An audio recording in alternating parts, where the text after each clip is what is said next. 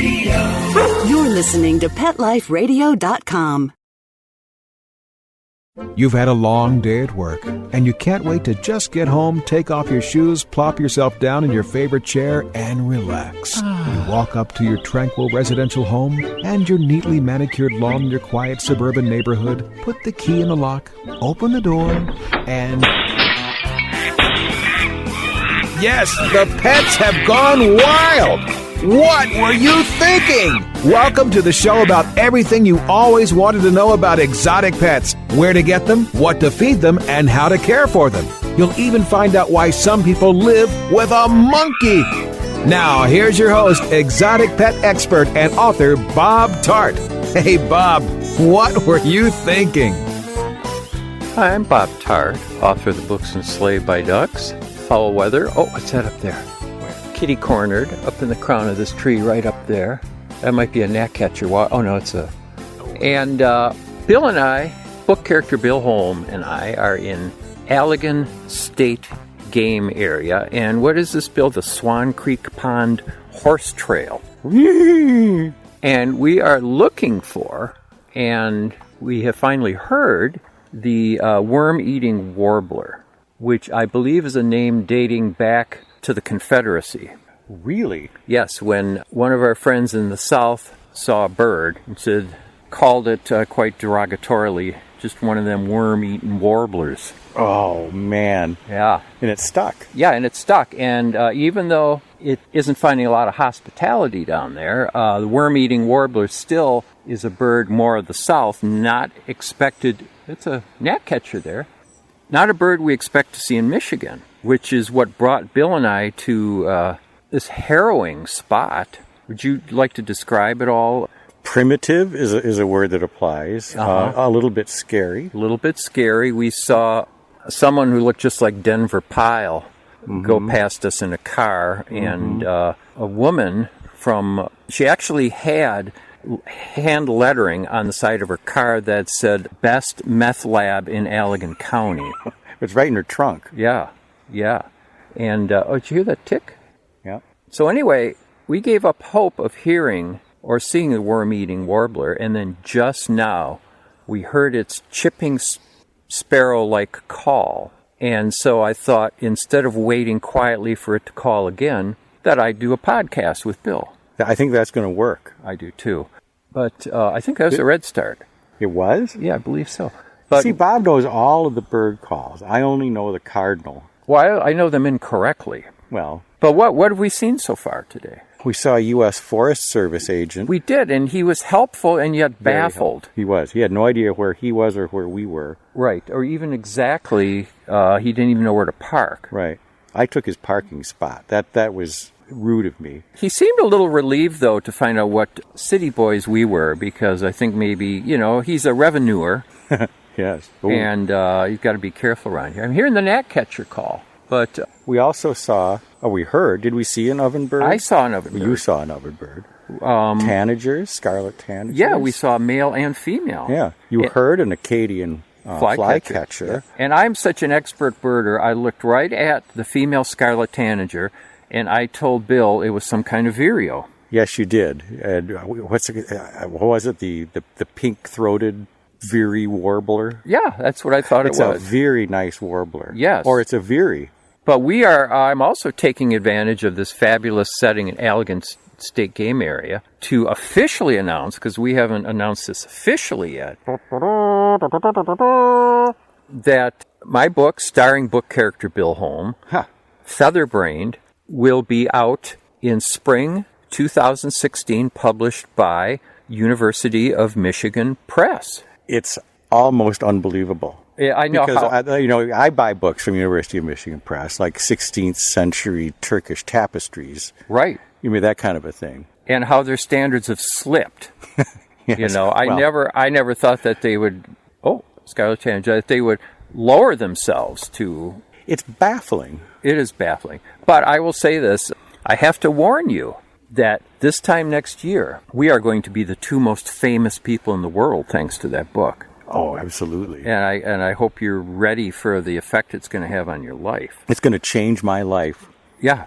And what was that again? I think that's a yellow warbler. Oh, of course. So. I think it's a yellow warbler. But the reason we're doing this... Ooh, I see a bird. What does it look like? It's got wings. Yeah. A beak. Color on it? And it seemed it had, it was a little bit dark. Oh, I heard please to meet you. It's right there. Oh my, this is live birding. This is incredible. You still see it? No. What do you think's going to happen? I heard it's either a chestnut. It sounds like a chestnut-sided. It might have been. Could it have been a chestnut-sided? I think it was. It was right in this little pine tree here. Yeah. Well, it might come back. And I really should be birding now because I don't get that many chances. But I'd much rather talk to my friends. What is this bird? There's some kind of hawk-like entity. Hawk. Or is it a falcon? It looks like a falcon. It's fast. Oh, it is. It's very fast. I just heard the yellow-throated vireo. Jeez. Yeah. This is like and there's another one way over there. Okay, there's that little bird in the tree. Oh, yeah. And there's one right up there. It looks like a warbler to me. Yeah. But I couldn't get a good look. Nope, there it is up there again. What's going on here? We never have this kind of luck. There it is. Right in the sun. Is there anything more interesting to a listener than live birding? He's picking away. Do you see it?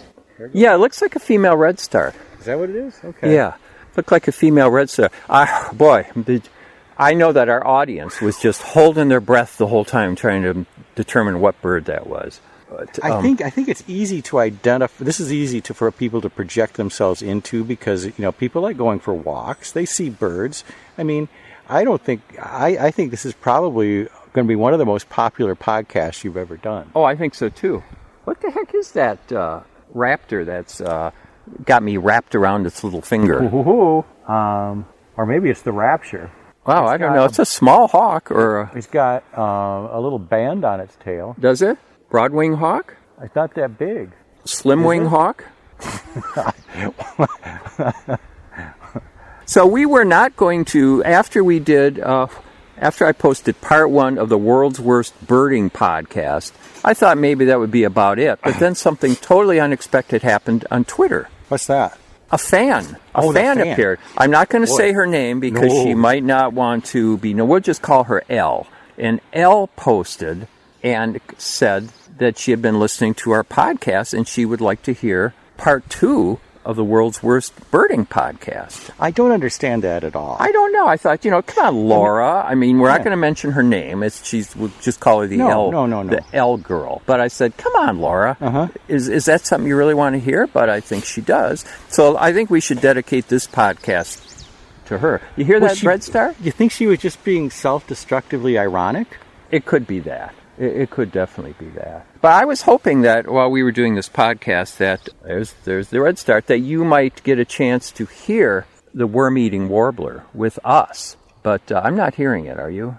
No. It's just that one and only time. But it was so clear and so unmistakable. Plus, we had been hearing call notes earlier. But that's a big deal for Michigan. It's a rare bird. And not to mention, for yours truly, big. You said big for Michigan, and I said not to mention for yours truly, which would be me. Oh, yeah. Yeah. I mean, I understand when you do these podcasts, you don't really remember what you say from one word to the next, but that's okay. No, I'd already lost my train of thought because I was listening for the worm eating. Yes. It's hard to do birding in anything else. It is. We've just about run out of material, I would say, already. But some rustling footsteps. Yes. Well, we will walk a little further, and maybe when we get back to Bill's house, we're going to have a little picnic, and maybe we will have some more exciting topics at that point. But here in the red-eyed vireo, here in the redstart, and there was a brief flurry of a bunch of little birds. Maybe that's what got that worm-eating warbler to call, was that brief flurry of birds. I see. Just sort of following the crowd. Maybe he was up there with them. I think it did seem to be over there with everybody else. Is that? Do you have a sinus condition, or is that a blue-gray gnatcatcher? Oh, the birders listening to that are going to laugh, aren't they? I'm not sure why I'm laughing. Yes. I made a remark earlier that what was that really funny remark I made about the worm-eating warbler? That the ticking sound reminded me of the ticking you would find on a worm-eaten mattress. Yes, and as I remarked at the time, and I maintain, it's not funny, but it's excellent. Right. So we're going to... I had a joke, too. What was that? It was excellent. Well, we heard a lot of oven birds. Yes, we did, and I saw one. And I claim to have. I'm not going there. I mean, I believe every birder, whenever they say they've seen a bird. I said, and I just saw the oven timer bird that goes tick-tock. Excellent. And that was another excellent, and that's one of the things, I'm going to wake up in the middle of the night and just guffaw. I know. When the full... It has to sort of seep through your mind and, all the dimensions of the joke. Yes. And, I mean, yours was, I think yours was more complex than mine. It was more convoluted, not necessarily complex. Well, yeah. Now, you know what the listener is asking right now? The listener is saying, where's the off button? And what is this Allegan State Game Area, and where is it? Well, it's in Allegan County, Michigan, not too far from the city of Allegan, and it is the largest tract of public land in southern Michigan. Did you know that, Bill? I did not know that. And the Canada goose was in small numbers, believe it or not, in the 60s, in the 50s and 60s. Way back it was. And so what they did at the Allegan State Game Area was that they provided nesting grounds for the Canada goose, and now we're overrun with them. And what's also interesting is that Fenville, which is just on the border of the Allegan State Game Area, is known for its annual Goose Festival, where every year they elect Miss Honker to lead the parade. Yeah, I just don't think that sounds good. I think it's terrible. Yeah. And I think that, of course, Allegan County is a little bit retro, shall we say? Is it? Yeah. It's sort of like when I was watching Card Sharks this morning. Yeah. And Bob Eubanks was the host. Right. And he comes out and he says, and we have two very pretty card turners. Oh. Mm-hmm. Wow. And I said, I don't know. Well, I got to say, there aren't too many skyscrapers in Allegan County. You got that right. Right. There is a gun club not far from here, too. I don't know if you can hear the shooting that's going on behind us. I was going to say the gunshots sound like they're getting a little closer, so we might retreat to the car. At a rapid pace. And I bet they're hearing this. And maybe decide if we have there's a bird. Another topic for when we get back to the house. But for now... we better work on that. Yeah, so you're listening to What Were You Thinking? This is the quest for the worm-eating warbler. And... I guess there's not much suspense because we heard the bird before we even started recording. Oh. But maybe we'll see it on our way back. And what are they, like 100 feet yet back to the car? And then we're out of here. Yeah. I don't think we even got 100 feet from the car. Oh, okay. All right. So let's look at birds a little bit more since this is kind of a nice hot spot. And then, that gunfire is definitely getting closer. I hope they didn't find that ranger or that government official. The revenuer? Yeah. So we'll be back after this word from our sponsor.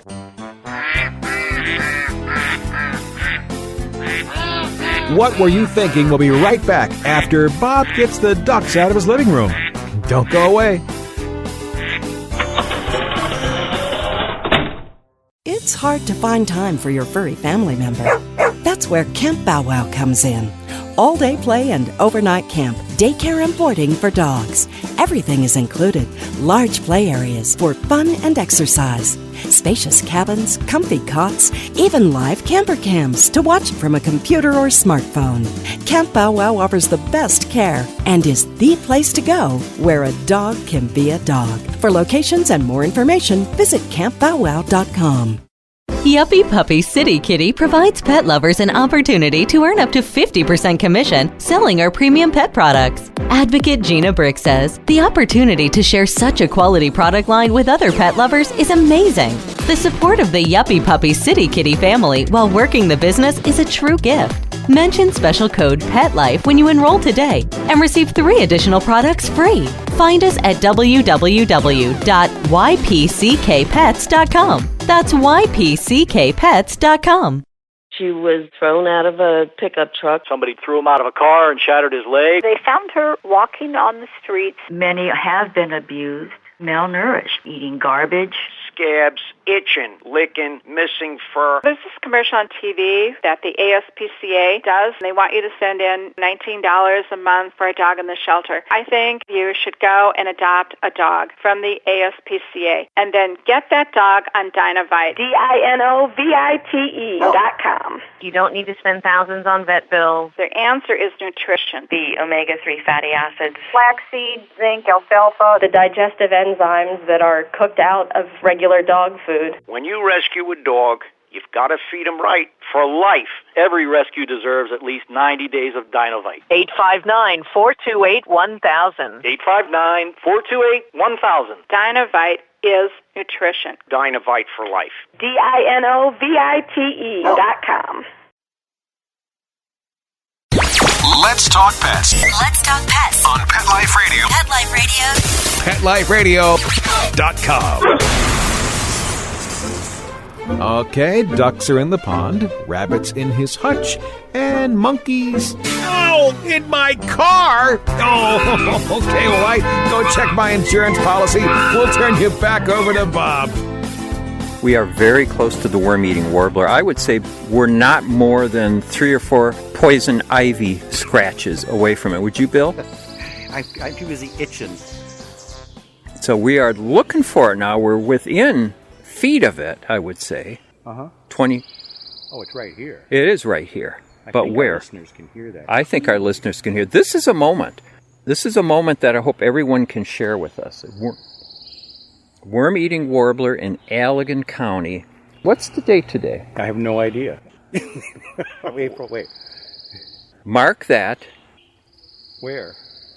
Oh, sorry. I fell Where do you asleep. I briefly... It's all of a sudden.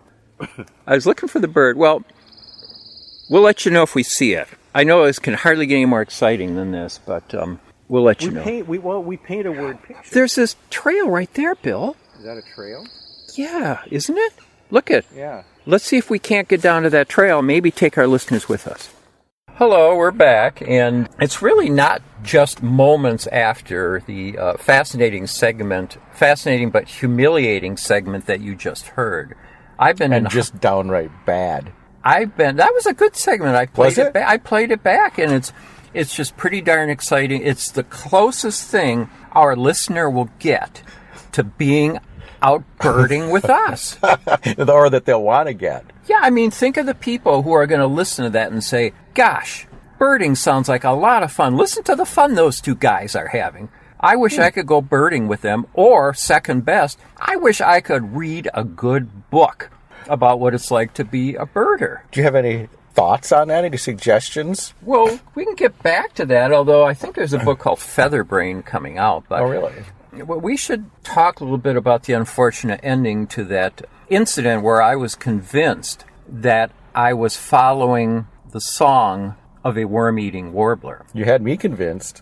I didn't realize that we were only 8 or 9 feet from the beginning of the trail and from a clearing. And would you like to describe what happened? Well, all of a sudden we started to hear a number of these calls of the supposed worm-eating warbler, correct? Correct. And then you started to have second thoughts, correct? Especially after following the call and getting out my binoculars and looking at who was singing. Oh, indeed. And it wasn't exactly what you thought it was it? No, instead of being the... But let me say that I think you were justified in your confusion. I think I'm always justified in my confusion. I mean, I have no other way to live. Well, but it's a positive attitude. I do believe, yes. And I think for 2 reasons. One of the reasons will be I'm going to play the song of the chipping sparrow and the worm-eating warbler. Does it sound anything like this? Oh, there's a worm-eating warbler, Bill. I just heard it. Here he is from the Bird Tunes app, the APP. I guess you pronounced it APP, right? Uh-huh. And I don't have a Wise phone, but I have a Wise Pod. So here is the worm-eating warbler. Here is the worm-eating warbler. Very quiet bird. Well, it's at a distance. It's going to come closer. Oh, it's a lot closer. We're meeting Warbler.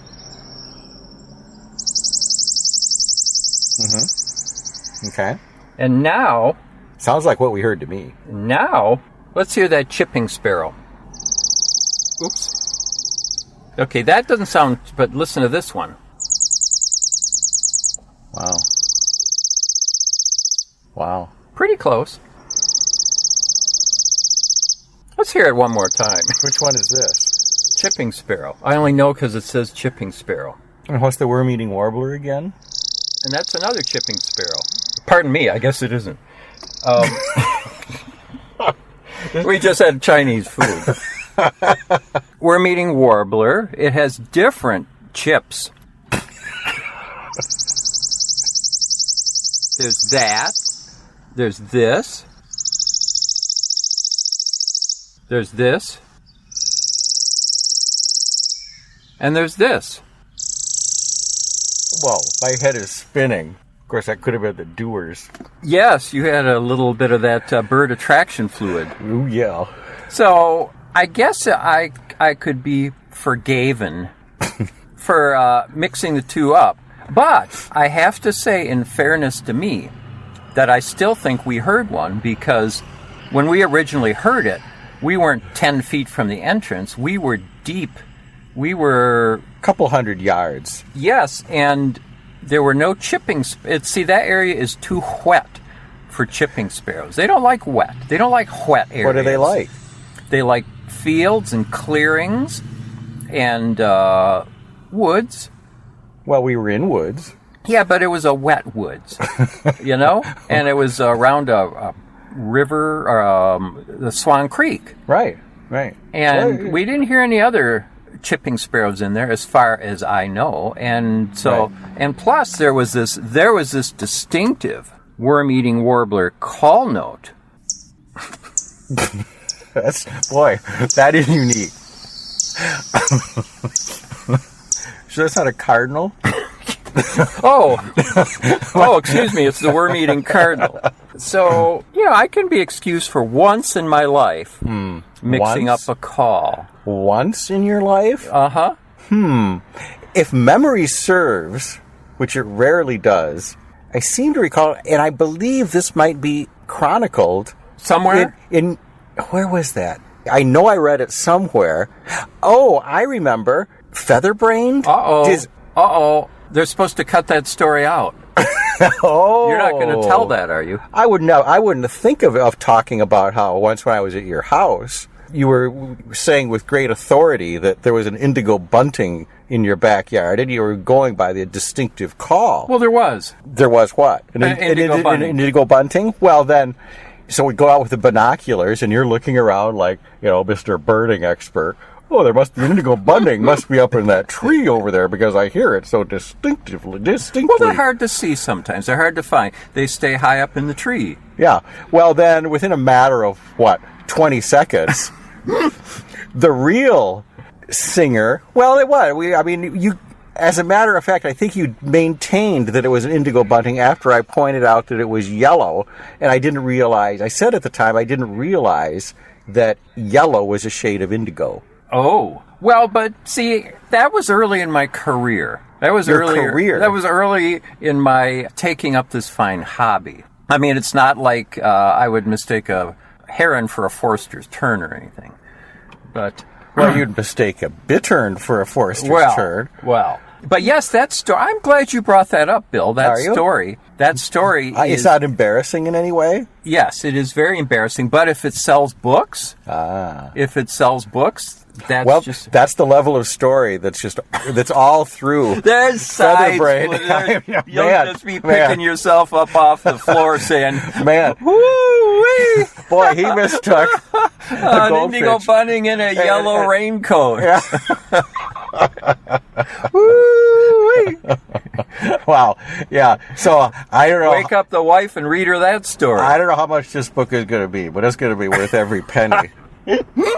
Well, I mean, any story in the book with you in it just comes to life like that. Well, then I think people will enjoy this book even more than the others because I think that I'm probably featured more in this book than any of your other books. I think you may have more ink in Featherbrain than in the other 3 books combined. Do you think that's possible? If that's true, then I feel even more slighted than before in those other books. Well, the editor, my editor. A lot of good material was deleted. Yeah, a lot of good material was deleted. I mean, there was a whole half of Kitty Cornered was just you, and it ended up blue penciled. I have a lot of good cat stories that were excised. I know it. It's just terrible. But I believe my editors at University of Michigan Press, they know quality when they see it, and I believe that all these stories with you in them. And I kind of wrote, this is a list of some of the stories. There's a laugh-packed, side-splitting story of the first time we birded the Muskegon wastewater system. And what was funny about it? Oh, I don't know. Nothing. You discovered... Maybe the fact that we went at all was funny. Oh, it was hilarious that we went to a wastewater treatment plant. And if people, you know what? Listeners to this podcast can scroll down, and we have some podcasts from Muskegon wastewater.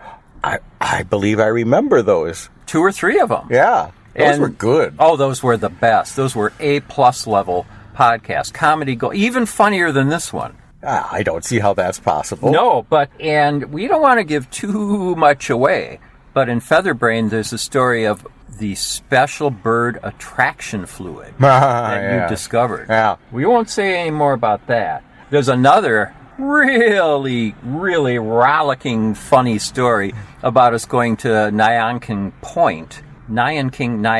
Point, looking for the very first time the yellow-headed blackbird. Oh, that brings back memories. Oh, whoa. I'm I'm tempted to tell some of that story, but I think the readers are just going to have to discover it and enjoy it. I think so, for too. themselves. There's at least 2 stories about you and me at McGee Marsh.